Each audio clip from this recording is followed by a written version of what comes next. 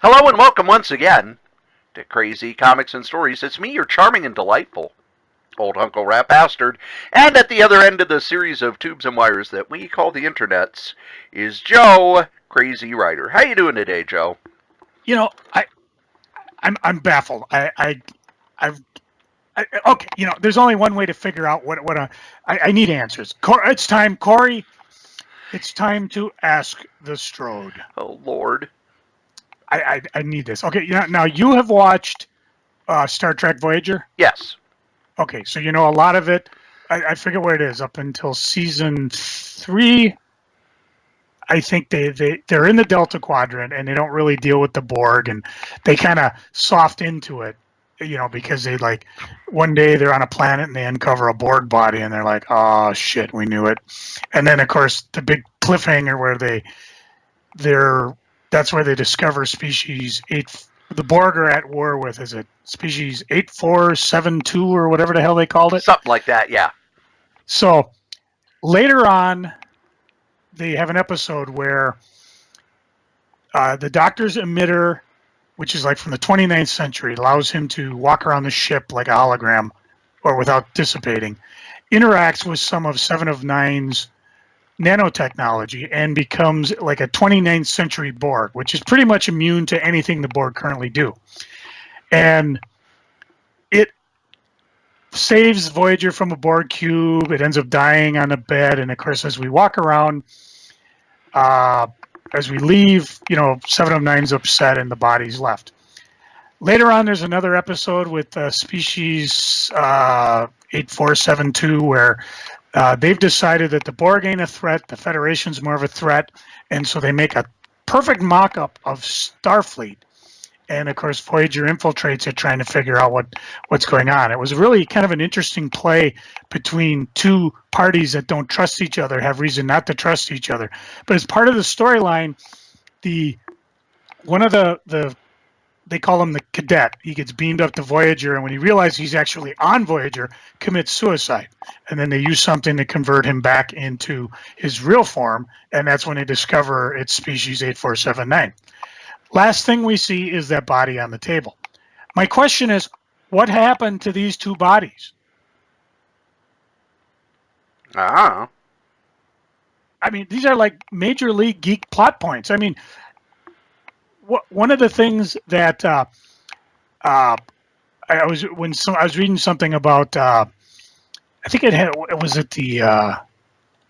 can't think of the guy. He was doing his version of Doctor Strange. He was talking when, is it Sidorak died? And this is just his version. He says they basically find this 10-mile long body in the Sahara Desert.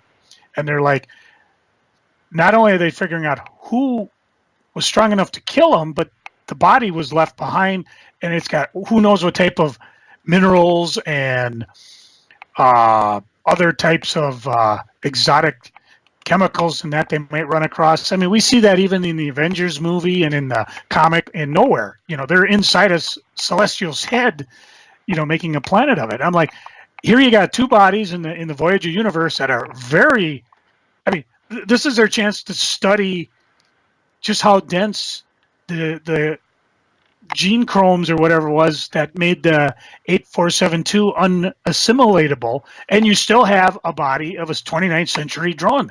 I mean, these guys reverse engineer shit all the time. What happened to the bodies? I need to know. Okay, I'll let you off the hook. Okay, Cory, how many miles in the Batman 66 TV show was it from the Batcave to Gotham? 16? Close, 14. Okay.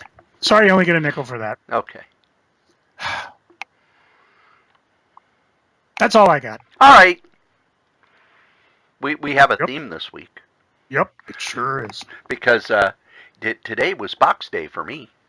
Yep. And sure you're lucky I'm on the show because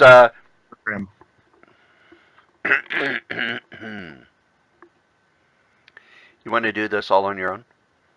Yep. Sure. Well, I'm sorry. I was listening to a live podcast with our good buddies, Stefan and Dave Kofel. Stefan? And I don't know. I pronounce it. I could say Steph. Should I clean it up for you? But all apparently he says while she's talking, doing her live videos, yep, sure is. So I said I was going to incorporate it in this here podcast. So, yep, sure is. All right, Nothing show's yours. personal. The floor is yours. Yep, sure is.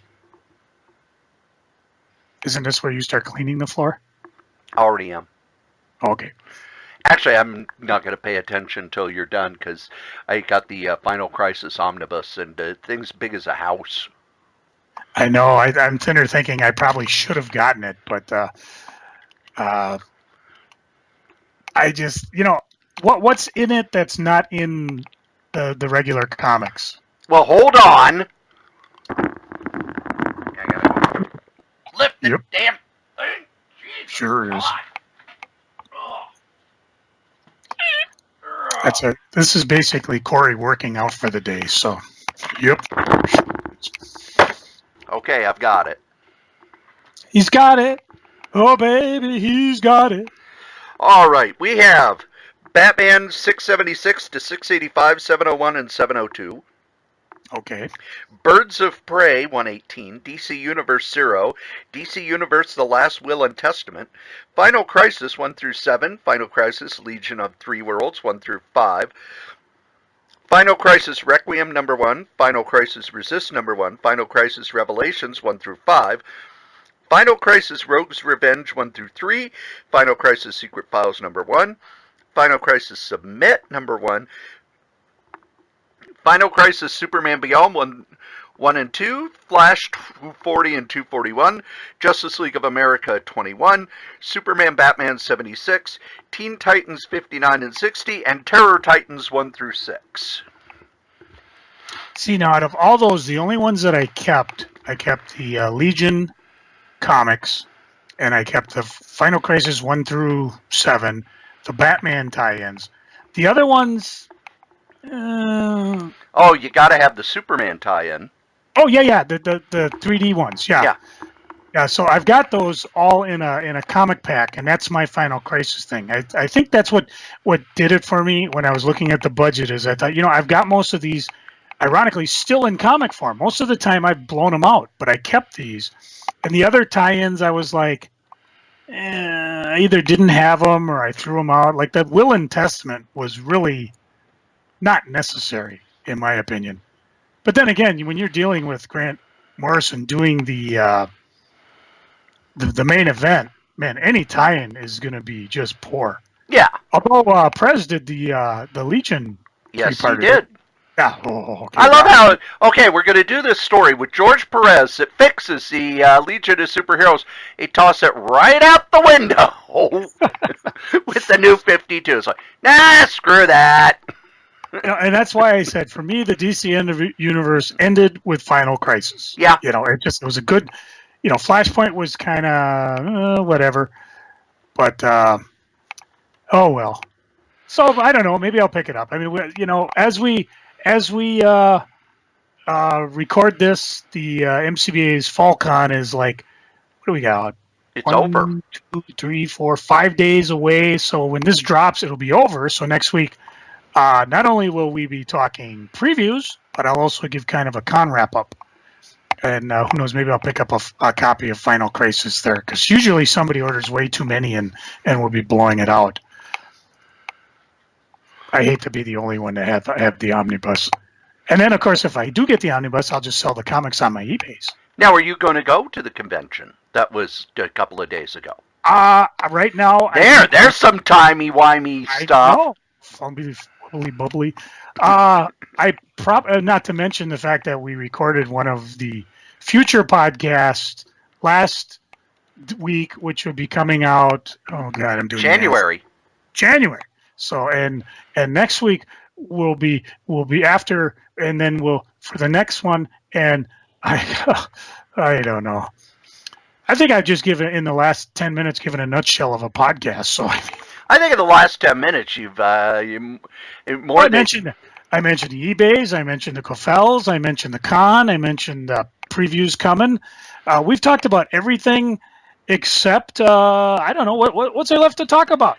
Comics. Well, let's do it. Well, I thought this week, because we often talk about comics we like, but what are the 5 comics that we like that we're still buying as comic books? We're not buying them as trades. We're not buying them as omnibuses. We're buying them week to week, month to month, or sometimes it's every 2-3 months. But stuff we're buying as the what they call now floppies. That is so. I mean, that is just. Yep, sure is. It's offensive, except well, it's not like you're talking about your Wang. No, or Batman's. It's not. Really, that's why computers kind of fail, because they went from 9.5 to 5.5 to 3.25. You don't want to. You're going backwards. Although the phones are getting bigger again. That is true. I have noticed that the new one of the new phones has a stylus in it, and it's like, oh, I loved my stylus when I had a PDA. No, not public display of affection, personal digital assistant. Ah. But no, these are the comics that we still buy. As what do we want to call them? Do we want to call them floppies? Do we want to call them? I don't know. I think you said it best. We buy them monthly. We don't wait for digitals. We don't wait for the graphic novels or the quarter boxes. We gotta have that fix month to month, which is actually somewhat of a fading art in the comic industry, because older guys like us and gals, there's still a lot of people buying comics, but not a lot of younger people. They're not getting that weekly habit of going in and wanting to pick stuff up. Well, I think that one of the things that is not talked about much anymore is that a lot of the people who are in their late 20s and their 30s started by buying manga. They started by buying Pokemon and One Piece and Inuyasha and stuff like that, and they tried putting them out as monthly comics, but people didn't buy them that well. But then when they started putting them out as the small collected books, that's when the sales really took off. So I think more and more you're going to see people who get into comics who came from that market will look at regular monthly comics as, wow, you don't get a whole lot for your money, but I'll buy a book. I love buying a book. So we'll do it that way. Joe, I'll let you start. Well, and one of the things that Cory does, he usually sends me the topic he wants to talk about, and so I get to look at his list and compare. And sometimes I think, I shouldn't take the wind out of his sail, but by God, I'm going to just grab one of his, because actually there's 2 of ours that fall into play here. And the first one, and I count this as a comic that even if I were to give up all comics 100%, I would still buy this one. I'm talking about the title, and you've heard me blab on about it every time there's box day, Knights of the Dinner Table, published by Kenzer and Company since 1994. And it's a mixture of stuff. It's kind of game related, so if you're a gamer, you really want to be picking this up. But I've got an issue here. Usually their cover is a spoof of something. They have letters pages where they're talking about usually the last couple issues. I mean, they tend to turn around their mail pretty quick. Then the comics themselves, they fall into a couple categories. Usually you get the core group of people. They're basically gamers. You've got Bob, jump in here, Cory, help me describe these guys. Bob's kind of what a drifter, professional, balding, middle-aged guy. He's a guy who's in it for the hack and slash. Yeah, and his buddy Dave, same thing. I mean, if you just set up a campaign where really you got to talk or puzzle your way through, nope, I'm going to roll for initiative, hack and slack my way through it. There's Brian, who is kind of the rules guru. If there's an angle he can get at, he will figure a way through it. Up until recently, his character has been kind of obnoxiously entertaining, and he's kind of gone over what would you call it? A crisis of faith and kind of a conversion. Yeah, he's learning the error of his ways. There is Sarah, who is a cousin of the main DM guy who we haven't mentioned. Again, very no nonsense. She would much rather talk out with a potential conflict, right? Whereas Dave and those other guys would just hack and slack and go for experience points. One of my favorite panels is where I'll mention him is I can't think of his name. Brain fart. Who's the main DJ? TJ. DM. I can't think of the name right off the top of my head. Belton. BJ? TJ? Something like that. Well, he's the guy who sets up hours on end and sets up the campaign only to have the guys totally destroy it in a matter of minutes. And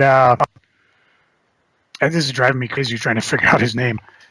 And like I said, Sarah would just rather sit there and talk it out. And of course, whenever the guys make a lured comment, she'll just as soon pick them up by the neck and put them in their place very quick.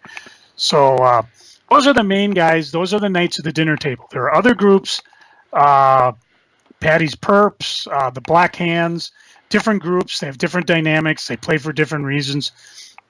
So you got not only their game playing and the inner dynamics between them, but then you have the actual play of the game themselves because they're playing characters. And sometimes it's very compelling what they're doing, just in terms of the narrative of the game. You want to know what's going to happen to their characters. And then, of course, there's the community around it, the Hackmaster guys. It's just an amazingly rich world, considering the art is kind of, how would you say, second hand. Even the guy who puts it together, Charlie Blackburn, he'll admit the art's not the biggest thing. Matter of fact, he's mildly amused when people call and ask him, could you do a character for me? If you look at my Supergirl album on my Facebook page, he actually did a drawing of Sarah as Supergirl because he knows I collect the Supergirl. And he actually thought that was kind of funny that I would ask something like that. The rest of the comic is basically games. You've got the letters page, back room at the game pit, where it's kind of an opinion area. There's Tales from the Table, where people talk about gaming, and I actually talked about it when I sent in something and they used it. There's different workshops where they have like characters and hooks and equipment and traps and things like that you could incorporate into your Hackmaster or Dungeons and Dragons or whatever D20 game you play. And then in the back, there's a couple articles. The game indie scene, which, much as we talk about independent comics, they talk about independent games. There's the blogosphere renaissance. They used to have some guy doing comics. Another person does Lost Games Safari, where they take games that are kind of out of print and talk about them. Off the shelf, talking about new ones. They used to have somebody doing a column on movies, where it's like, how would you take this movie and convert it into like role playing? And the back page is some more one-shot cartoons as well as parting shots, which is stuff you could actually send in. Matter of fact, they do take submissions. So if you've got a drawing itch and you'd like to send something in, or you got an article that you think would be worth the magazine, you can definitely send it in. The other thing that's fun is you can try it for free. Go to the website, www.kodtweb.com, Knights of the Dinner Table web.com. They have a daily strip. They have individual issues, not only physical ones if you buy it, but they also have digital ones. They also have a compendium of their stuff. I actually own, I believe, almost one of every comic available. And the first couple ones I actually bought at one of Greg Ketter's stores back when I think he called it Dreamhaven back then. It was up top of, at the time, Campus Drugs. And I went up there and I was digging through his back issues and I found 1, 2, and 3, I believe, and maybe issue 6. I can't remember, of his books.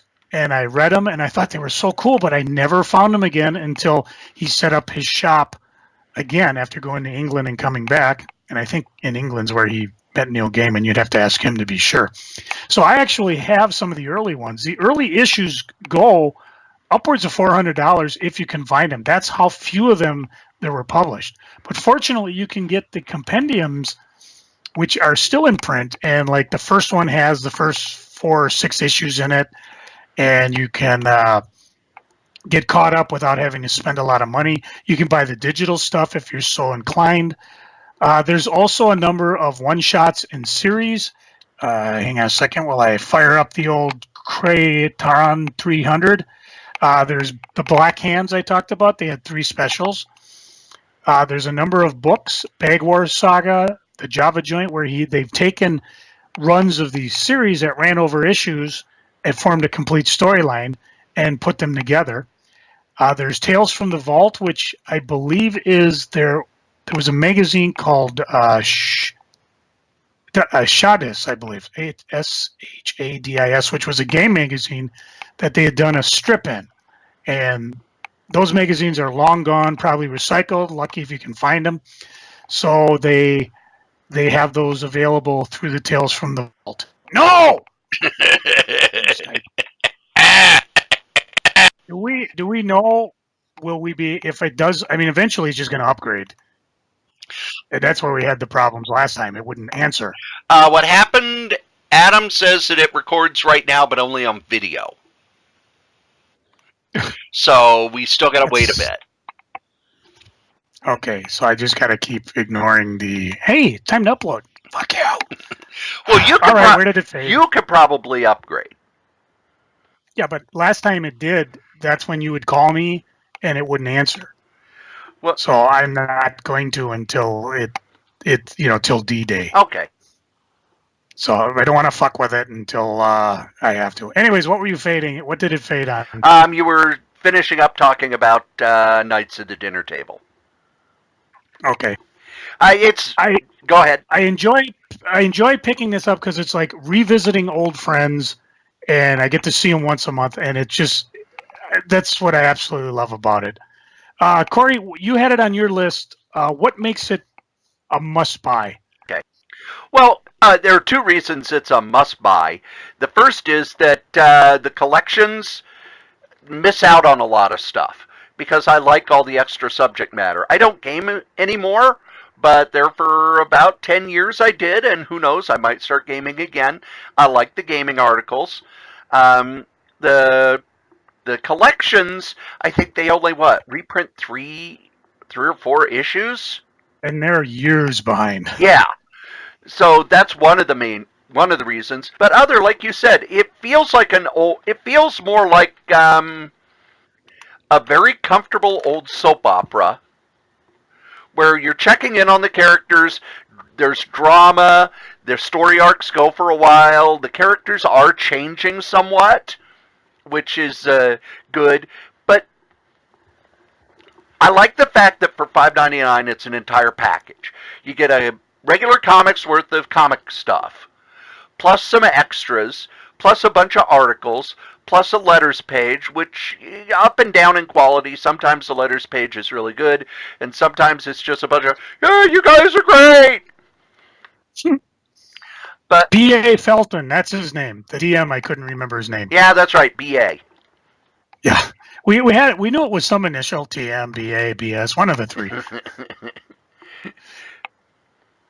But it gives you your money's worth for the package. It's more a package than just, here's this month's comic and it's $5.99. No, this feels like a magazine.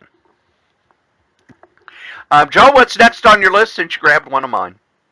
I know, we're just, I'm a kind of a rat bastard that way. But I learn from the best. Yeah, thief. I'm only a goody one shoe, though. I don't know where the other one went. For me, and I've raved about this before, Savage Dragon. Eric Larson's book from Image. Started in 1993, and I will stick with it as long as he sticks with it. He actually was going on in his Facebook page about would you guys stick with me if I did something different? And I said, whatever you do, I'm with you. Savage Dragon essentially it's changed a lot because initially it was about an amnesiac dragon, hence they call him that dragon. He was found alive, burning in a field, and one of the police who found him had him join the Chicago Police Department's superpowered ace in the hole on their war against crime. And he had, let's see, what, blah, blah, blah, blah. Well, it's boy, he's been doing it for a long time. 93, the shoe. Hang on a second while the Graytron figures this out. Carry the 4. Yeah, dang, I hate math. Why do that? Math is hard. If there was ever a Kray doll, feel free to use that one. You don't have to. No controversy there. They're up to issue, I believe, 238, and Eric Larson has done almost every single issue. I think number was it 13? The Image Boys decided to switch everybody's books, but he had since came out with his own 13. He's done a 0 issue, which described the origin of Savage Dragon. In fact, everybody in Savage Dragon goes through time, I believe, at our pace, because now the book is about Dragon's son, who is, I think he's a cop. I'll explain why I'm a little worried about that, and I'm not sure. Savage Dragon committed a crime. He went to trial. He was found guilty. He's in jail. His son continued on in the story.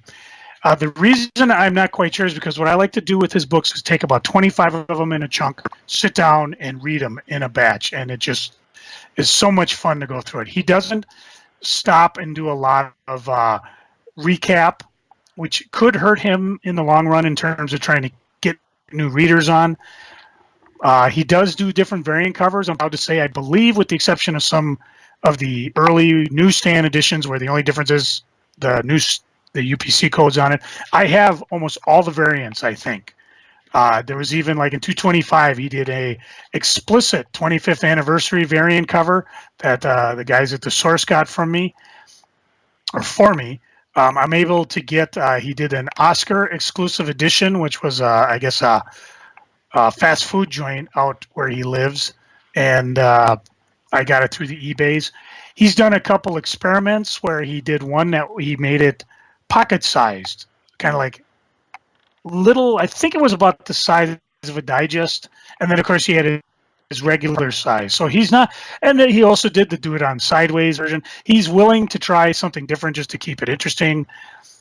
He still he's still in the Image universe. So at least he believes it's a universe, even though everybody's kind of disappeared off into their own. You'll often see his character cross over into others. He's appeared in Powers magazine, or a comic book. He's also had a number of miniseries, a number of regular series, a number of crossovers with Superman and other. And he's, of course, involved with saving Howard the Duck. Do we want to get into that story, Cory? No. No.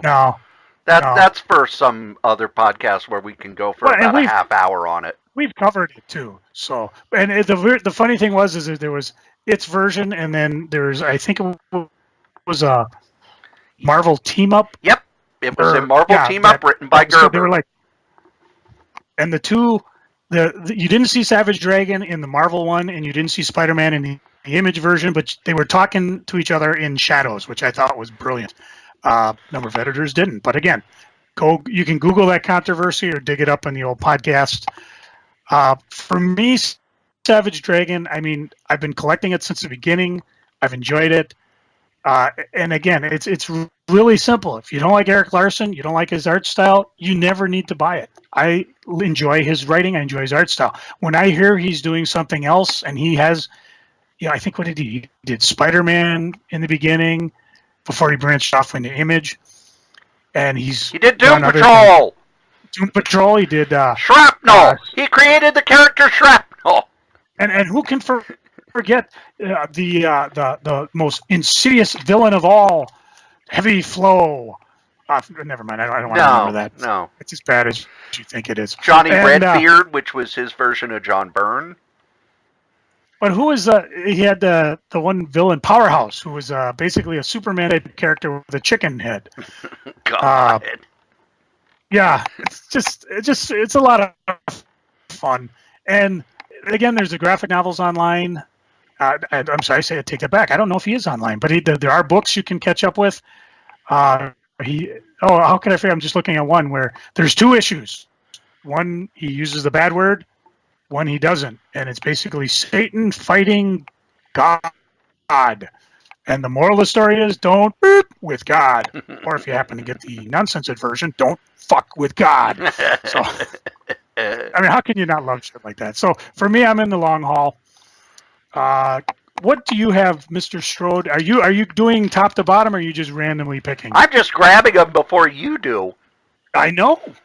I have a series that's 2 series, but really, once I tell you about it, it's 1 series, and that is Haunted Horror and Weird Love.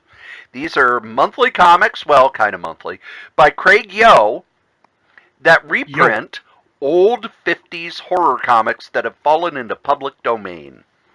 Yep, sure is. Haunted Horror is the kind of the I'm not going to say bottom of the barrel, because some of the stories are good, but for the most part, it's just kind of crappy 50s pre-code horror. And some of them have good art, and some of them not so much. But it's a really good selection of what was being published back in the 50s during the horror boom.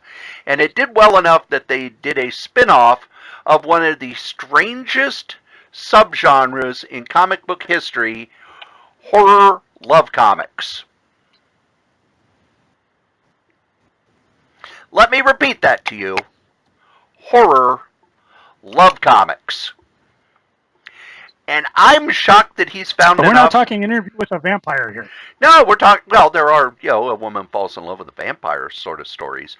But it's not paranormal romance, no. These are horror comics that have, kind of like romance comics. And, okay, it's just weird. It's just really weird. And, those stories are just strange. And as you read them, the whole time you're just kind of going, the hell were these people thinking? But I like comics history.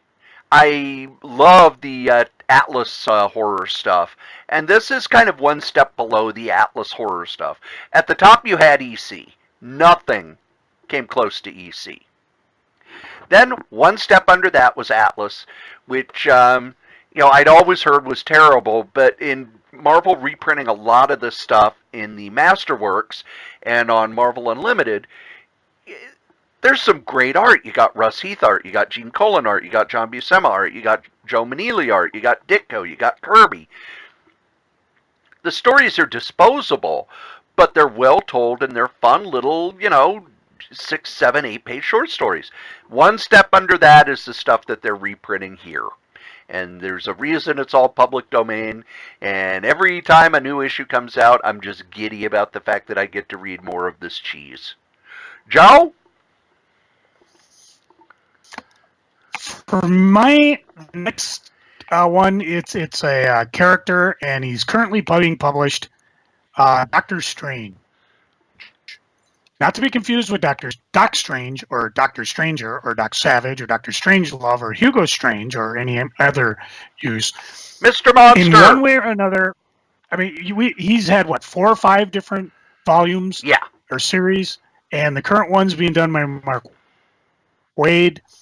I pretty much enjoyed almost all of them. There was a kind of counter with the Scientist Supreme that I thought was really, really odd.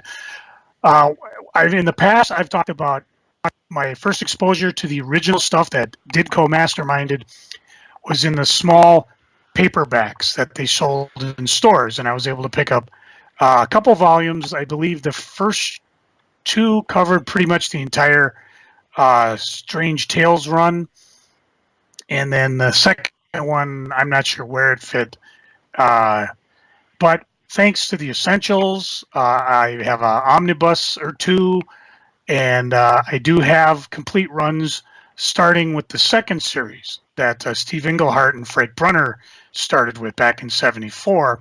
And since then, I've had all of them.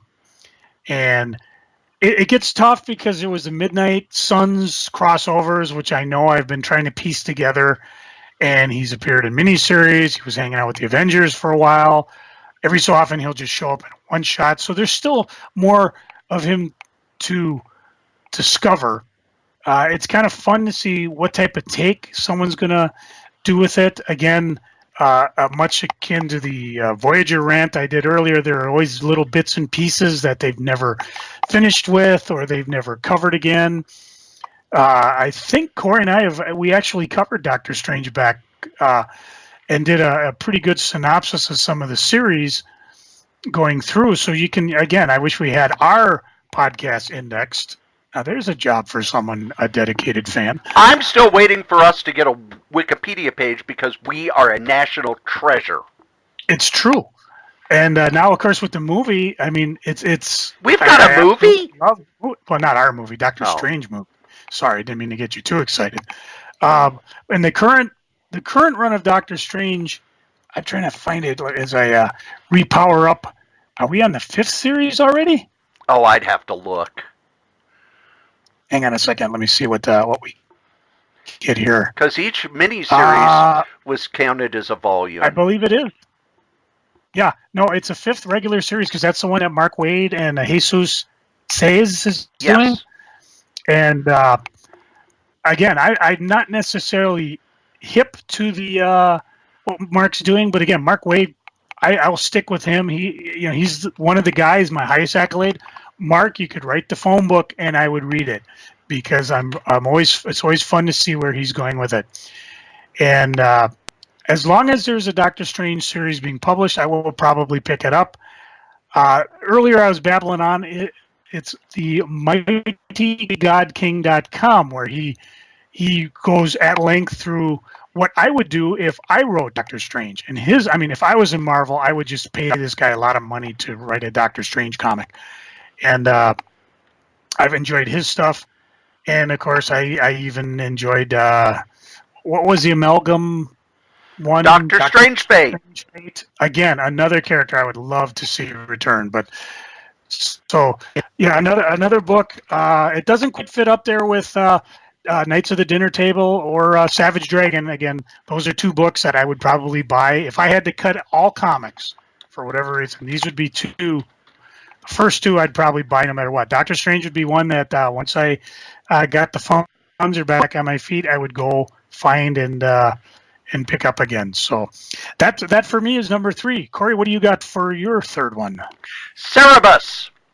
And I know a lot. Wait a minute. Cerebus isn't being published. It's over. He died and went wherever Rick wasn't. He went to hell. Because there was a miniseries, Cerebus in Hell, but they're doing a series of Cerebus comics with a new number 1 every month. Oh, wait a minute. Explain. Well, Sim is doing a comic strip online where he takes classic art, usually from Dante's Inferno, and superimposes some Cerebus drawings from the past on it using Photoshop. And basically he's doing 4-panel comic strips. And they are collecting these as monthly books, but also adding new strips. They have not done any collections of these, so I am picking them up as a regular comic. I always feel like I need to put a disclaimer here. Yes, Dave Sim is a horrible human being. But that does not mean that his art and his ideas and what he is doing is horrible. He is keeping a lot of the religion and misogyny out of this. It's more about Cerebus ranting about things in the afterlife. Not all the jokes are great, but better than most. And Dave Sim is somebody that you just kind of have to pay attention to. I've talked about how Cerebus after issue 186 was very hard to read, but it was still incredibly well done.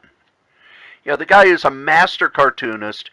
He knows the comics medium, And if this is how we're going to get his work, I'm okay with it. I even liked Glamour Puss, which is weird because Glamour Puss is a book where you kind of went, I don't know why anybody would want to read this. Dave Sim talks about the fashion industry. But I look forward to every other box day I get a new issue of Cerebus. This month it is Crisis on Infinite Cerebi. Easy to spot on the shelf because you'll be walking by and go, hey, there's a Crisis cover.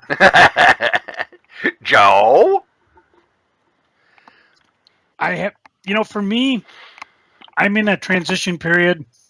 In the next couple previews and months, I'll probably be dropping series that I've been sticking with for a while.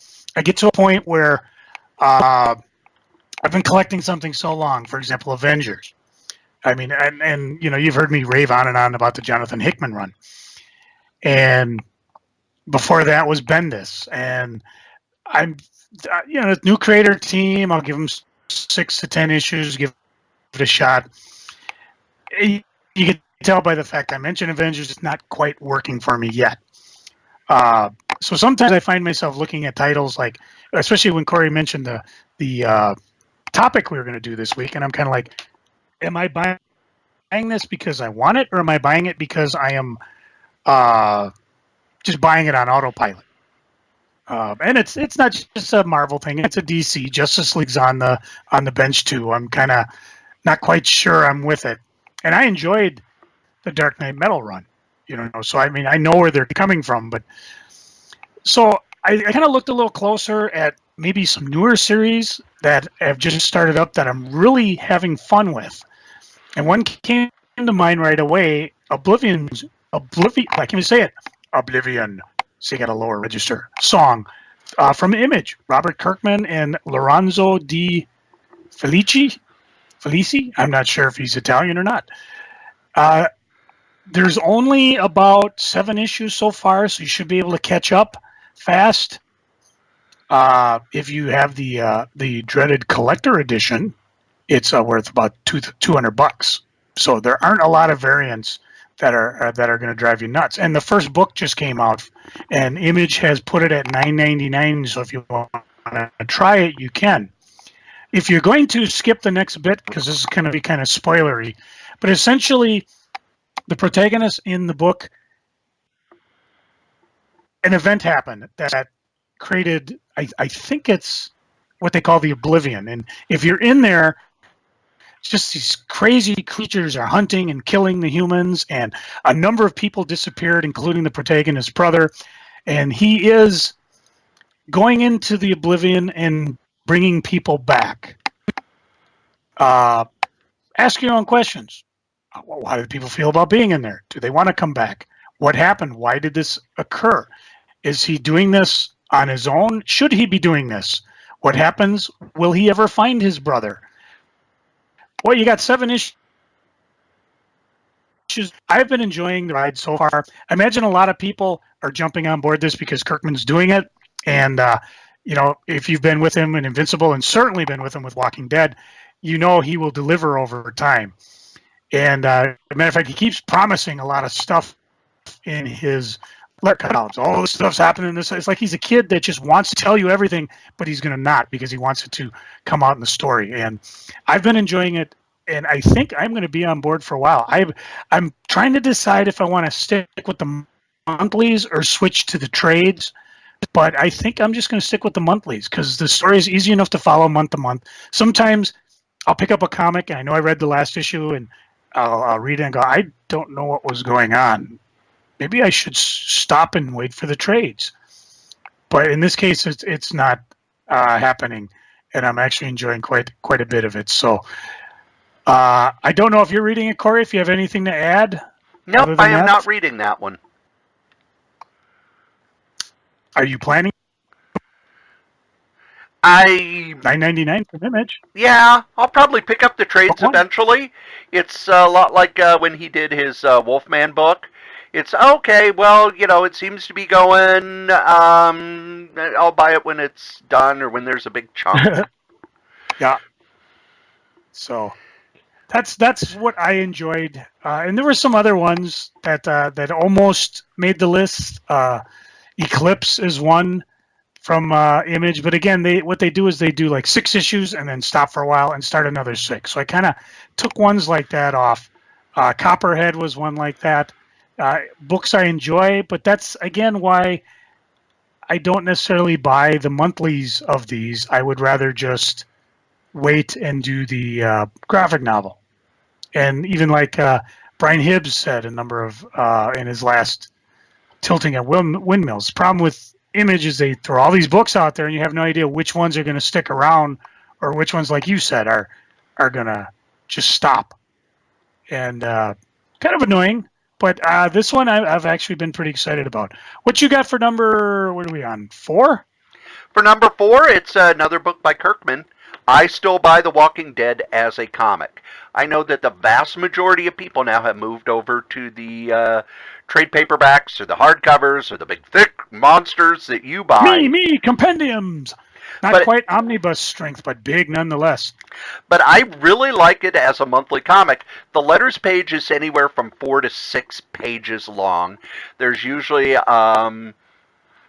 they have a lot of previews of upcoming Image books, so you get an idea of what they're about and what they look like and if you might be interested. But also, it's really written as a serial. It's written as a monthly comic book. And while it does come to an end from time to time, it really has that thing that I like in a monthly book, which is it's a soap opera. Each issue moves the story along, but it leaves a lot of threads open so that you're waiting for the next month. I think the only time I bought it as a trade was the first 6 issues because my comic shop didn't get me the first issue. And it's only a couple $1,000 right now. Yeah, so for that one, it's like, oh, okay, well, she didn't pull the first issue for me. I'll wait till issue 7 and start buying it as a comic because I'll just buy the trade for the first 6. You fool! Well, I have the first printing of the trade, if that matters. Probably not. I'll go look. But Walking Dead, and again, it's another one where it's the letters page. It's the package. It's more than just, here you go, here's 24 pages of comic and a bunch of ads. So that's another one on my list. Joe, we're now to your final comic.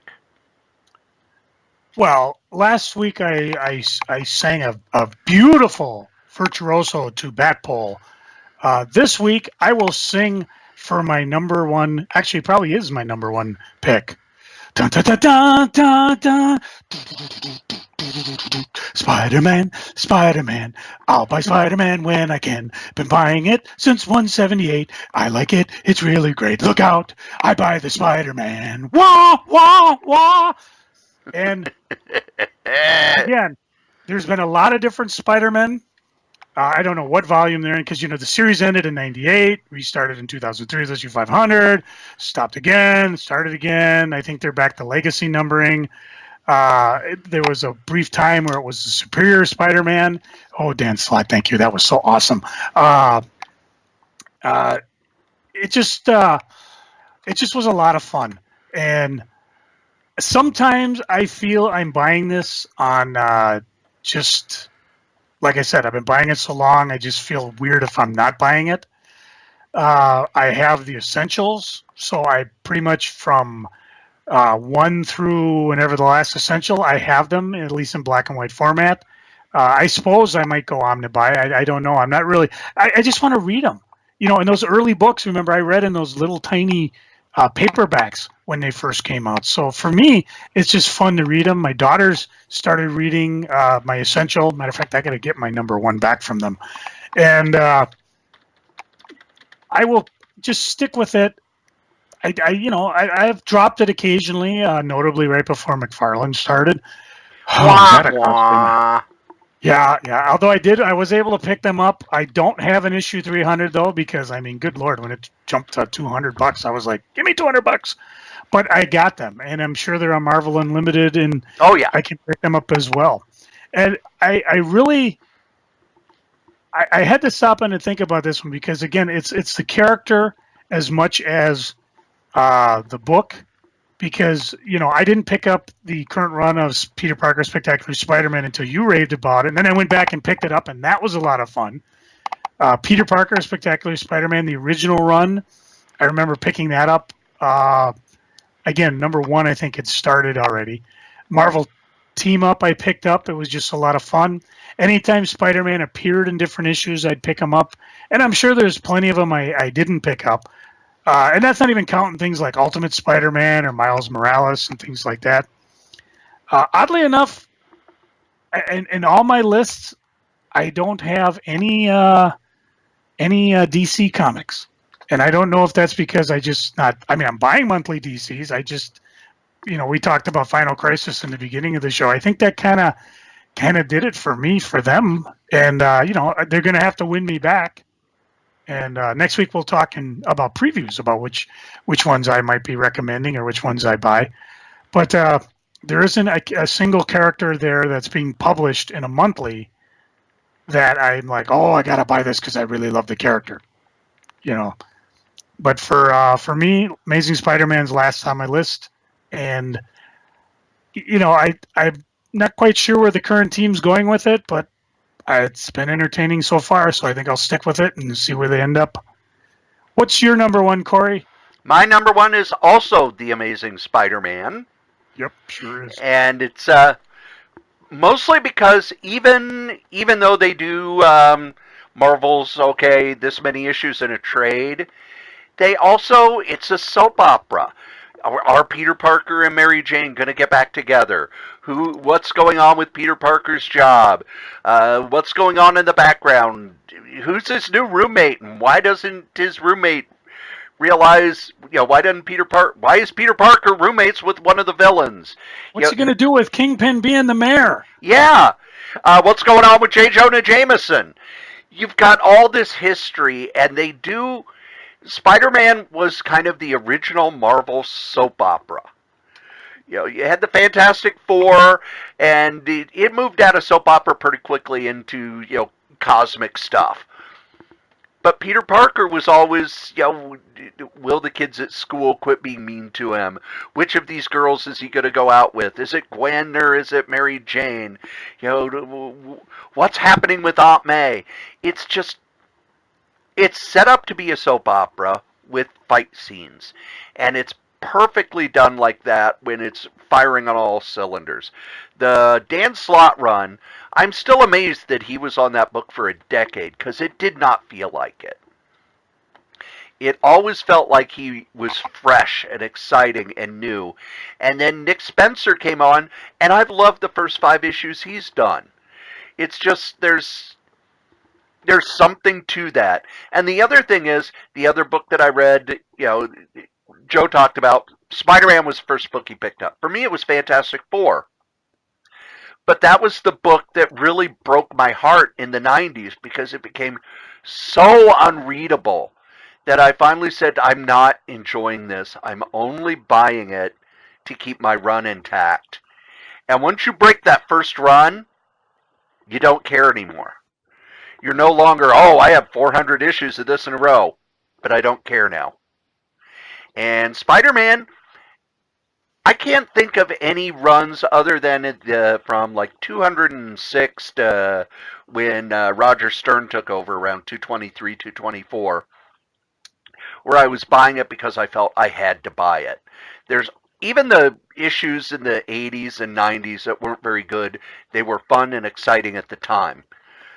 Don't go back and read stuff like Maximum Carnage. I don't do it. No. But and the other thing is, Spider-Man moves with the times. They keep it updated. Yes, Spider-Man in the 90s, really a 90s book. And then in the 2000s, they had JMS on it, and they changed it. And Dan Slott came on, and he changed it. And now Nick Spencer, one of the things that I really liked was he set up this premise that for other writers, this is going to go on for over a year and a half. Nope, 5 issues, done, moving on to the next idea. Which I really like. I like the fact that he's moving, that series is moving really fast. So there you go. There is our 5 comics that we buy as monthlies. We have a little bit of time left, Joe, before we have... We do. Yeah, because we've only been talking, really for, I don't know, what, about now, 45 minutes? Which is weird, because usually we plan these out. I mean, we used to have we're going to talk about the top 10 comics we're going to do. And they we'd go end up 2 with hours. 2-hour specials, yeah. So we thought we better cut it back. This is something new. But I wanted to talk... This weekend, I didn't work as much. I did get roped into working more than I was supposed to. And if you follow me on the Facebooks, you'll see the pie that they made. They made a homemade pie to get me to stay an extra 4 hours on Saturday. And it was amazing. It had this wonderful crumble top. But I got to read a bunch of comics. You did? Yes, the first one I read. And these are the 4 that I liked. I'm just going to talk about the ones I like. The first is the first book from Ahoy Comics, which is edited by Stuart Moore. He runs that line. He was editor at Vertigo. Tom Payer and Jamal Igle are doing a book called The Wrong Earth. And what it is, we are told about 2 Earths. On one, it's Dragonfly, and the other, it's Dragonfly Man. And one is very much Adam Westian, old chum, superhero universe, where everything's bright, and things are happy, and it's all a game. And in the other universe, it's dark and gritty, and there's death and destruction, and something happens, and the main villain in the story, and Dragonfly switch Earths. And that's the only premise I'm going to tell you about, because I was reading this, and first off, the art is Jamal Igle, one of the better superhero artists in comics, and even though he's the only one drawing it, it looks like 2 different art styles completely. And the second is that the story is very surprising. It's a fun premise, and the other thing that really blew me away was how quick it went. There's a lot of story in this, but it's boom. Oh, wow. They give you a complete package at Ahoy. There's interviews with the creators and a short story by Grant Morrison. Not a comic short story, a prose short story. So, The Wrong Earth, this is a buy. The next one I have is As Guardians of the Galaxy, which is kind of a goofy name. But it's basically a bunch of the other characters in Thor out on dealing with Marvel Cosmic.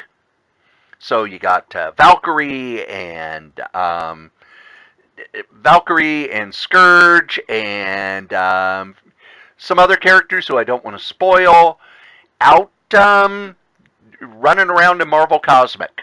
So it's really more of a Thor spinoff than a Guardians of the Galaxy spinoff. But if you like your Thor comics, the most recent Thor comics, it's written by Cullen Bunn. It's not written by Jason Aaron, but that's okay. It's still really good. The next one I'm going to recommend, The Bully Wars, which is written by Scotty Young. And when we did the previews thing, I said, I buy anything by Scotty Young. Joe, do you remember the Ralph Snart? I do. This comic reads like a Ralph Snart book. 3 nerds are starting high school, and their junior high bully begins to torment them, but when they get to school, well, he's a freshman, and there are other bullies who have won the bully wars, and they pretty much make mincemeat of him. It's that same sort of Bigfoot cartoony style, very broad humor. Again, I was reading this, and what kept going through my head is, this really reads like it's done by the guy who does Ralph Snart, Mark Hansen. So if you like that style of humor, you'll really like this. And then the last one is a book that I cannot recommend highly enough.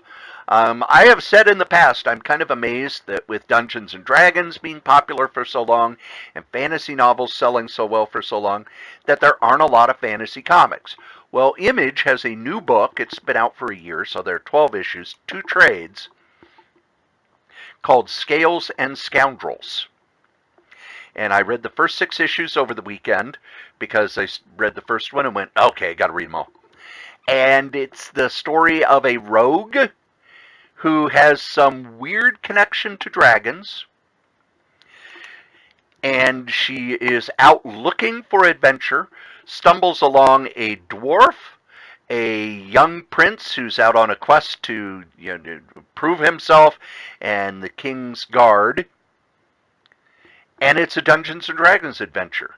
They go to a cave, and they're attacked by bandits, and they're going to this cave which leads down to a lost city where there's supposedly tons and tons of treasure.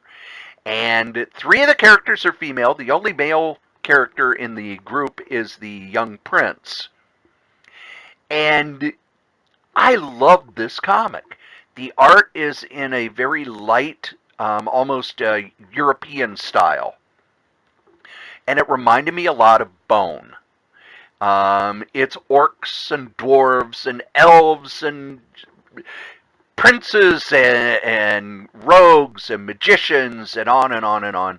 It was like a really good fantasy novel. There's nothing here that upsets any of the standard fantasy tropes. There's nothing here earth-shattering. It's just a very well-told story with really good art. That's Scales and Scoundrels, and I'll be talking more about that in the months to come as I read the second volume. Joe, was there anything over the last week that you read that you want to recommend? I only read one thing, but I'll talk about it when we get to Geekin'. Oh, so you're going to hold out on the people. I am. You know who doesn't hold out on the people?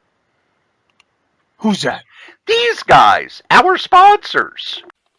That's right, here at the Solitaire Rose Radio Network, we have ads, and our first sponsor is me. That's right, your charming and delightful old Uncle Rat Bastard.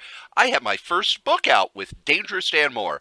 It's the first 100 strips of our online web strip, Worldwide News, the story of the lowest rated cable news network. And you can get yourself a copy with commentary, with all sorts of extras, with signatures and everything.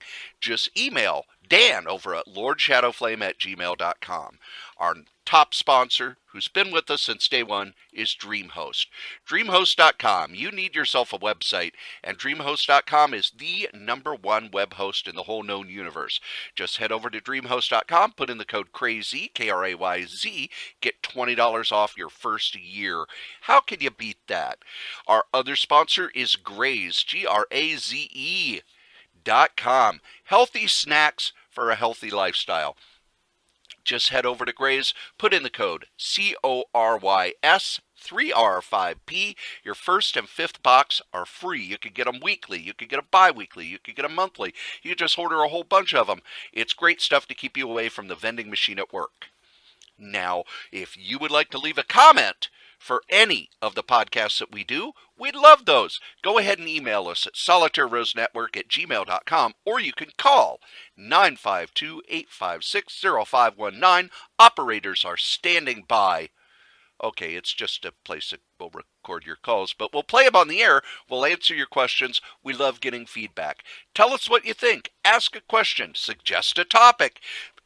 Be a guest. Send us your stuff. SolitaireRoseNetwork@gmail.com. If you would like to advertise on any of the Solitaire Rose radio shows, you can.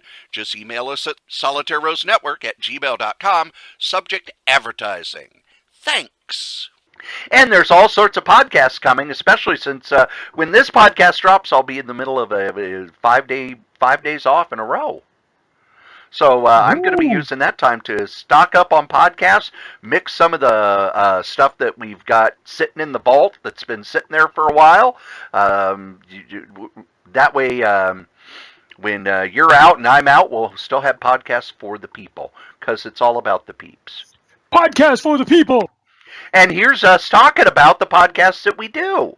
The Solitaire Rose Radio Network has all sorts of podcasts. We've got Scrabbling Across the West with Dave Caffell and his lovely bride, Stephanie. They travel across the country playing musical gigs, and at night they sit down to play Scrabble and talk about their day at scrabbling.solitairerose.com. There's Novelcast over at novels.solitairerose.com, where I take the novels that I've written and turn them into audio podcasts. Currently, we are doing a novel called Do the Job, which is a murder mystery set in the world of 1980s professional wrestling. Then over at badadvice.solitairerose.com, me, Cory Strode, and Wolfie B. Bad, along with Dan Moore, give bad advice to people who send in questions. That's bad advice over at badadvice.solitairerose.com. The Solitaire Rose radio network is growing. Be there! You think NBC will get mad I used that? And now that we're done with that, we get to Joe's favorite part of the show. No, not where I let him go for another 15 minutes about bat dicks. It's Joe! What's going on the eBays? Lots of stuff going on eBays. A couple of the different things I sold. A couple issues of Naughty Bits. That's was a series from Fangraphics by Roberta Gregory, and it was her take on all corners of life. Some shocking. She tackled religion, sex, smut, comics, just about any controversial topic you can think of. She even takes to task Robert Crumb and the role women have played in his books, and went on for quite some time. Right now, I think she's just doing stuff online, but I decided to, as part of the shrinkage of my collection, that I would sell bits of it off.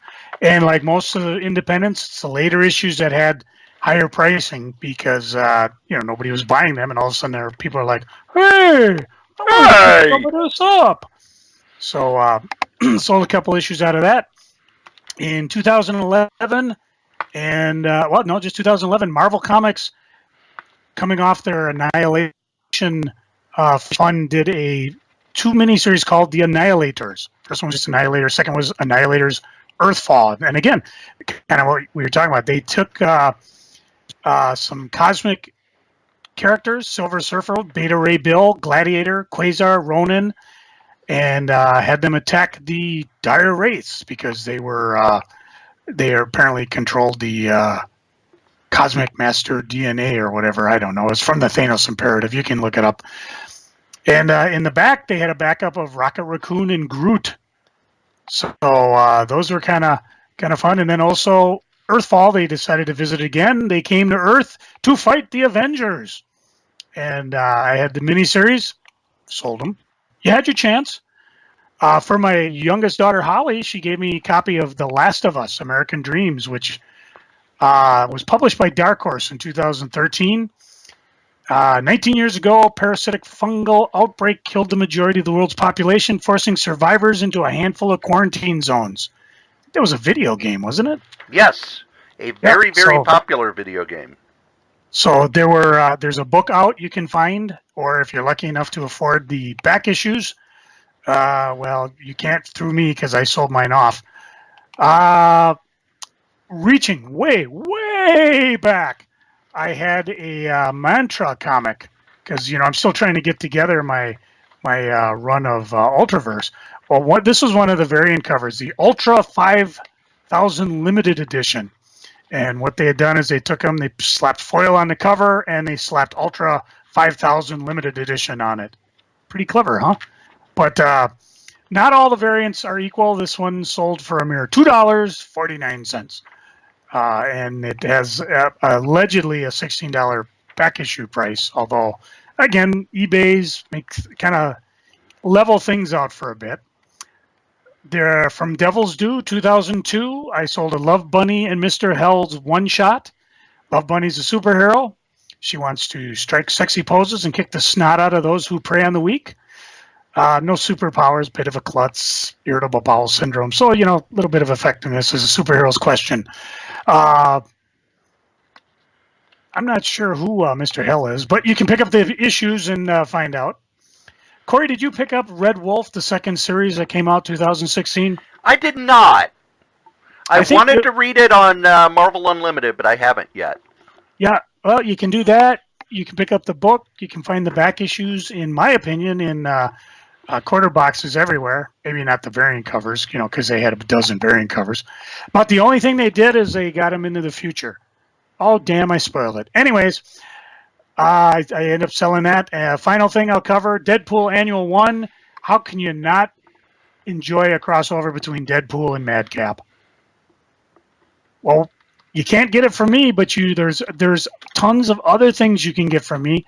Check out Crazy, Krayz.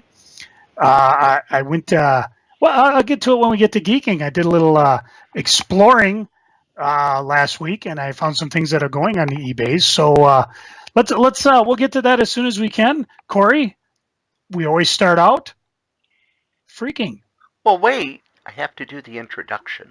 Screw it. What are you freaking on? No. I have to do. I'm making you go first. No. I must do the introduction, Joe. Well, then you go first. Fine. And now we get to my favorite part of the show. Yep. No, not when Joe orders me around like I'm his cleaner. Yep, sure is. It's freaking a geeking. What I am freaking on first, we found out over the weekend that the people behind Comicsgate and the Diversity in Comics, which hates diversity and doesn't really seem to much care about comics, are suing Mark Waid. For? Defamation. Oh, what a dumb ass. That is like the hardest shit you can prove in court. Well, not only that, they're saying that Mark Waid is the one who got their book canceled at Antarctic Press. And forced them. He was the editor. Forced them to go to Indiegogo. He also, he got the editor-in-chief at Marvel to call Antarctic Press and cancel and kind of put the hit out on it, to which Antarctic Press... So Mark Waid is the reason we had raccoons on our show. And Mark Waid's the reason my hip sucks. And Mark Waid's the reason Mount St. Helens blew up. Just how fucking powerful is Mark Waid? Well, he can't work at DC anymore, so he's not that powerful. Well, let's put it this way. Do we have an idea who's funding this? Because, I mean, defamation lawsuits are really tough to prove. And the lawyer that this person got isn't a defamation lawyer, he's a bankruptcy lawyer. Oh boy, this is going to be fun. The lawyer that Mark Waid got is the guy who was able to get $2.7 billion out of Libya after Libya shot down that passenger plane. Now, here's the other thing that I want to point out, because I've been reading what lawyers are saying about this. First off, Mark Waid will be able to do discovery. Discovery means that they will be able to get all of the videos that this guy has posted, where he called Marvel editors, basically called them prostitutes, where he said horrible things about comic creators, saying that they looked like or probably were pedophiles. Constant attacks on female creators and editors, and some really brutal things about the LGBT creators. On top of that, you know what other thing they can do with Discovery? Anybody who has engaged with him on Twitter in a positive way, they can subpoena all of that. This guy is taking the... wasn't too thought out. No. It's basically, how people... There's even a line for it. It's, you're going to internet sue me. He basically got a whole bunch of money from Indiegogo, from fellow right-wingers, to buy his book, and he is using that money to fund the lawsuit. Oh, it's going to get ugly. I've talked in the past about how different people got into comics. Roy Thomas was a teacher. Mark Waid was a lounge singer. Hilary Barta said that he was a terrible janitor. No one has ever successfully sued their way into the comics business. He has basically made it so the only way he's going to do comics, which was his goal the whole time, is to publish them himself, because nobody will touch him with a 25-foot pole after this lawsuit, if his finances survive it. So that's why you're seeing on Facebook and Twitter a lot of people saying, I stand with Mark Waid. I'm going to have to go put that. Well, maybe I'll sit with him because, I do have an impending hip operation. Yeah. But this sort of stuff, it adds to the freaking for me, because it's one thing to have a disagreement, but if you're trolling people and they fight back and you sue them for defamation, first off, defamation's really hard to prove. Second, this guy has said some really, really, really horrible things in public, and now it's all going to be brought up in court.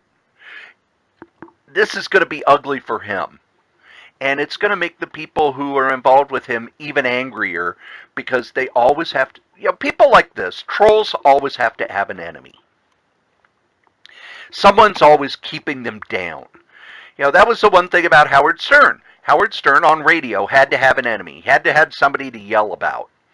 And a lot of people, when he went to satellite, well, he's not going to be able to yell about, the FCC, and he's not able to yell about this. And it did take him a while to figure out how to redo his shtick. And I started writing up a big, long thing about the history of talk radio and all that, and I just finally threw it away and said, you know what, doesn't matter. Trolls need to have an enemy, and when they take it into court, they always lose. So this is going to be an ugly lawsuit, and the people involved in it are just going to get meaner and nastier. And the second thing I'm freaking on, my stress level is really high. And I talk about how I have generalized anxiety disorder, and what most people feel at around a 2 or a 3, I feel at about a 9 or a 10. The group home is going through some massive, massive changes right now. And they're not communicating with us as to when things change. When I went into work last night, I found out, four of the clients are moving to their new cottage tomorrow. Huh? What? So I basically walked in. One of the clients doesn't want to move, so she was freaking. So they didn't give the weekend staff any notice of this. There was no communication that this was going on. So I walk in. It's all been word of mouth, and I'm dealing with one of the clients who's angry, confused, nonverbal, refusing to go to bed, grabbing stuff to put in a box because she's going to move. She's going to take as much as she can. So there's that. At the office job, they've put 3 new people around me because they know I can help them. Meanwhile, our call levels, while they're lower, are much more complicated right now because we're about 3 weeks away from open enrollment. So the calls we get are people whose situations are really confusing and strange. And like today, I was on the phone with one woman for an hour, and I swear I only talked for about a minute and a half. I would ask a question and she would just go. And it was an hour. And at the end of it, we've put your information in. This is being handled by the upper echelons at your company. They will get back to us when they get back to us. I know that this is hard for you, but they're the ones who have to make this decision based on a bunch, this isn't just, us saying yes. This is the legal department has to look at the stuff you've done and decide, A, if they're going to make this change, and B, if you've been defrauding the company.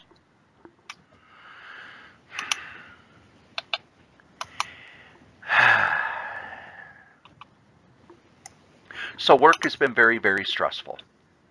And, yeah. There's other stress factors going on in my personal life I'm not really going to get into because they bore the hell out of everybody. But my anxiety level's at about a 9. I'm really glad that I'm getting these 5 days off, even though on these 5 days off I got to go to the doctor for my annual checkup. Got to go to court for this ticket I got for the accident. And there's all this stuff I need to do to get the house ready for winter. So that's what I'm freaking on. Joe? Yes? What are you freaking on? Not as much as you. As again, this is one of those future timely, wimely, happened in the past thing. But it's Monday. On Friday, I will find out what's going on with my hip, and next week I will tell you what's going on with my hip. But my feeling is that I got my blood sugars down, my eyesight's returned to normal, I think all systems are go. You know, speaking of paper snafu, I sent in this thing for voluntary leave donation. One of the managers suggested I do it. I wasn't really going to because it's just more paperwork, and of course I filled it out wrong. And, it kind of upsets you, but then I sit back and I go, they're not telling you this because they're being assholes. They're telling this because they want you to get it taken care of correctly. But it's red tape, and it's always frustrating. It basically boils down to apparently, I'm on FMLA, the Family Medical Leave Act, for my arthritis. Well, my hip's caused by my arthritis. So when I put in for the voluntary leave, where if you had extra leave, you could donate it to me, I assume they have my paperwork. They know I'm arthritic, subset rheumatoid. Apparently, no, it goes to a different area. Even it goes to doctors are all in the same building, but apparently they go different directions in the bureaucracy. So I have to get more medical documentation, which is fine. I get that all on Friday. So in the meantime, my arthritis has decided to attack my wrists and my hands and my fingers. Cory, think of all the neat things you get to do. Matter of fact, you're doing some of them with your hands and your fingers that I just can't do without pain. Mouse tapping, answering the phone, trying to twist open a goddamn bottle of Diet Mountain Dew. Just killing me. And, I go between icing and hot, and I take my meds, and I'm on painkillers already for the pep hip, and it's Mick Jagger, you said it right. What a drag it is getting old. Enough of this. Cory, what you geeking on? What's got you happy? Well, by the time this episode airs, Doctor Who will have started.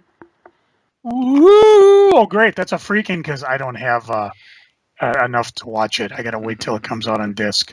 Let's see. I talked a little earlier. I was asked to work late. I was only supposed to really work till 8:30, but they put me in one of the cottages where there's the most clients, and there were 3 clients who were refusing to get out of bed. I could stay until the med pass was over, which usually is about 8 to 8:30, and I left about a quarter after 10. But I got a pie. You did? And the pie was amazing. Let's see. I had time to watch some TV, Joe. Have you watched the series on the Netflix called American Vandal? Not yet. American Vandal was fantastic. It's a satire of the true crime documentary, and the documentary is that it's set at a high school. Someone drew 27 dicks in spray paint on teachers' cars, and the student who was accused of it, they tried to prove that he did not do it. And it's a 10 episode. And it's hilarious. It's poignant. It's really smart in that it uses all of the tropes of those like Serial and Mind of a Murderer and all the shows on Discovery ID or whatever that channel is, where they break down a murder or 48 Hours. They use all of those bits to just cover this, and it's funny, but at the end of it I felt really bad for a lot of the characters in this show, because it really captures what it's like to be at high school. And I when I first heard of it and people said it was funny, I thought it would be just a lot of jokes, but really it's very well done. And while it is funny, it's also very smart and very sharp satire. I have got all kinds of stuff to watch on this vacation, by the way, Joe, because last week, Ring of Honor had their Death Before Dishonor pay-per-view. New Japan Pro Wrestling had one of their super shows in America, which is broadcast on Access TV.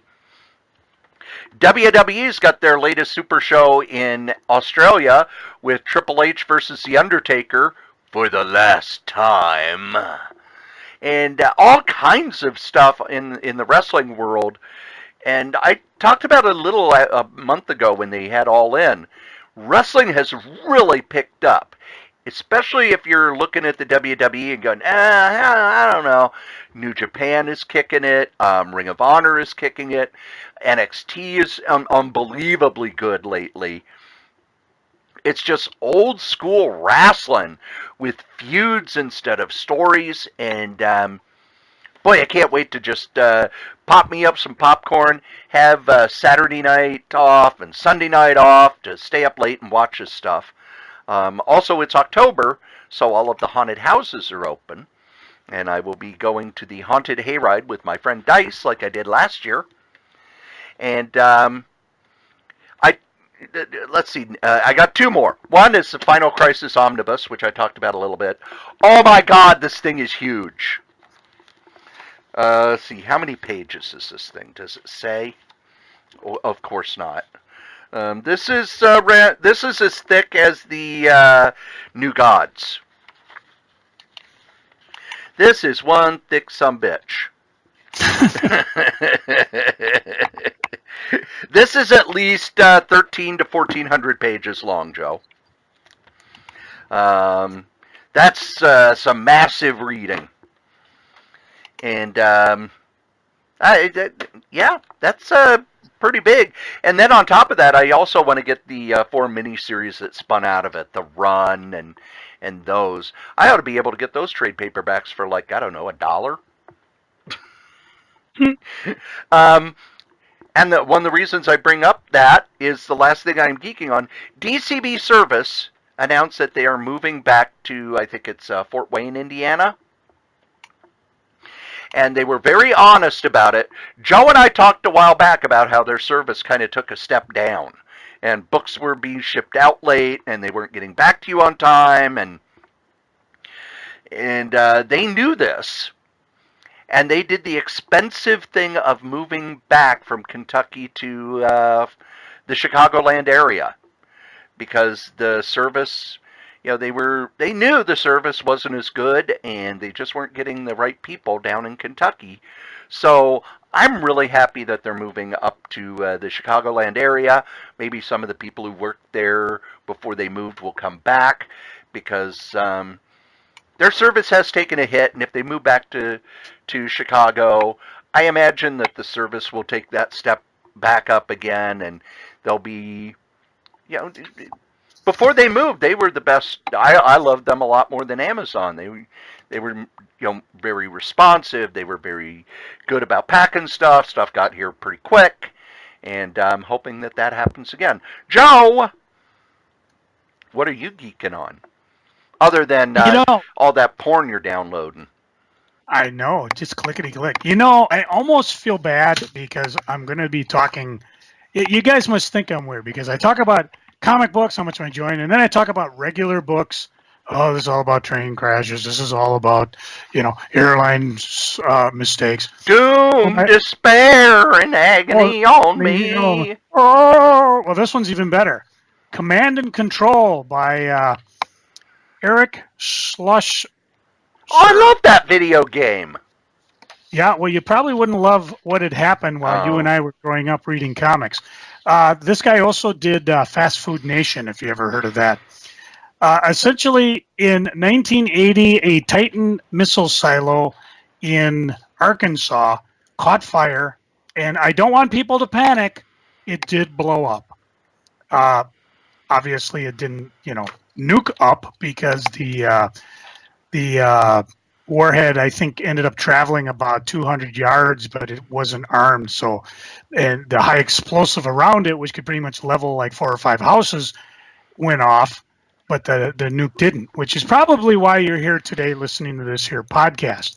Although reading this, it's only got to be by the sight of God that we are, because the book not only covers this particular incident, which if you want, there is a show on it. I think I geeked about it or freaked about it because I went to go watch it, and apparently Obama had a final address that everybody had to cover. So I just went out and bought myself the book. But this also includes the history of not only the building of the atomic and hydrogen bombs, the fight among the various militaries to get their own, the fight to get it out of civilian control, which actually made sense because if your civilian control's been obliterated, the military need to be able to control and respond.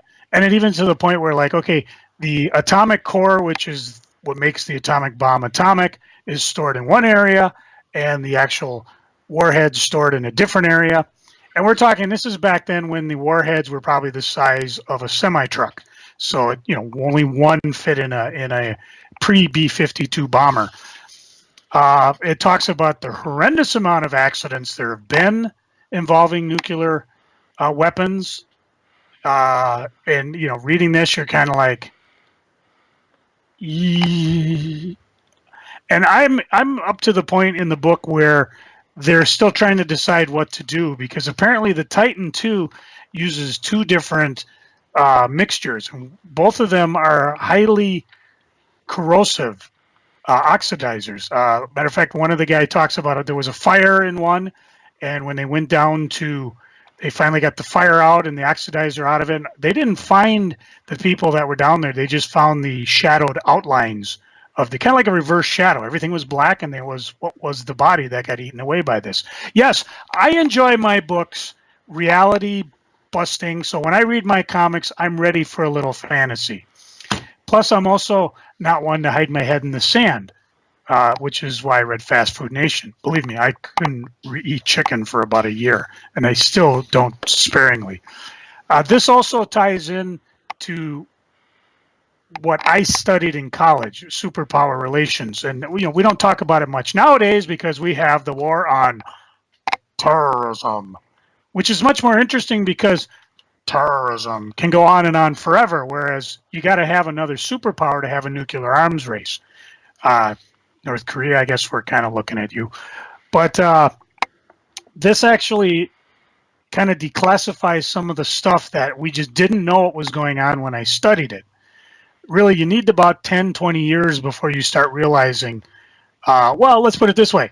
All that stuff we learned about the bomber gap, the missile gap, the tank gap, it wasn't true. They talk a lot about during the Eisenhower years when the military was they've got missiles, they launched Sputnik, we've got to build our command, we're being outdone, they'll be able to do a first strike against us and we won't be able to respond. And Eisenhower was very cool and kind of fended everybody off and didn't do anything about it. Why, you ask? He had access to U-2 spy plane information. They were flying at will above the Soviet Union, which really pissed off the Soviet Union, but there was no missiles being built. He knew there were no missile gap. He knew there was nothing like that these guys were all worried about. And so that's why he kind of fended it off. And of course, when he ended, he gave his famous military industrial complex speech, which he didn't really do a lot to fend off. But here we are years later, and oh well, what you going to do? On the plus side of things, I got two really cool Hot Wheel cars in the mail today. We're all going to die! Hot Wheels. Hot Wheel cars. Well, one of them was close to that. I got the Despicable Me Grummobile. If you ever recall the movie, it's just kind of a big submarine-shaped thing with rocket engines, and he pokes his little head out, and it's just as ridiculous as it sounds. And of course, who could forget the terror? If you were a dog, Cory, who would be your greatest villain? Matter of fact, I'll make it even easier for you. This isn't even an ask to start. I'll give you the dime. If you were a Dalmatian, who would be your arch enemy? Cruella de Vil. And I got her Hot Wheel. Oh! Of her car. Yeah, the Cruella de Vil, I don't know what the hell it was. Cadillac? Long car that honked long. So I have it up there proudly with my other cars, my Hot Wheels, the Yellow Submarine, the Batmobile, the Monkey Mobile, the Homer Mobile. Homer Mobile? How much does this thing cost? Ugh. So we talked about one of the podcasts you'll have to wait till January to listen to that we recorded last Wednesday. Yeah, Do we want to give the title, or do we want to No! Make them wait! You kind of blew it on the Facebook page. I suppose people could go look at the Facebook feed and discover it. I mean, it's not like, somebody abandoned it and moved to Iowa, so we picked it up or anything like that. Anyway, so what I did I was sitting at home and I'm like, oh man, it's noon. I got hours to go before I went out and did some old-fashioned geeking. I hit a number of shops, Source, a couple of half-price books, Hot Comics, Richfield, all on my way towards where we met to do our podcast. Some of the stuff I picked up was kind of cool. At Half Price Books, I picked up a Identity Crisis number 7. Not all that remarkable, except it was signed by the late, great Michael Turner. Ooh. And I was kind of like, oh, okay. I don't believe I actually have one of his autographs in my collection, so I have that. Or I may flip it and put it on eBay. It all depends on how I feel like when I wake up tomorrow. Some days I just got to flip stuff. I also picked up from Hot Comics in Richfield. They're apparently half-pricing a lot of their Doctor Who toys, so I picked up the Curator. And if you watched I guess, what was it? I forget the name of the show. But it had the Gallifrey Falls painting with it. It was the one where the 3 doctors got together to save Gallifrey. Oh, damn, I just gave away a spoiler. Oh, well, maybe they'll deal with it with the new Doctor Who. They certainly haven't with the old one. That's pretty much it. Like I said, I've just been reading the book, shopping, and I'm sure next week I'll not only will I have stuff to geek on because box day is coming, so I'm always excited for that. I want my box now. I have mine. I suppose I could open my Thanos copter. I never did open that. Did you open yours? Yes, of course. Well, it's cool. Right here in my hand. I don't want to know about that. I thought your giant-sized man thing was always nearby. No, it's on the shelf. Oh, okay. It's been on the shelf for years. Good afternoon, everybody. Thanks. You've been a beautiful crowd. Don't forget to tip your wait staff. They're working hard for you. Please clap.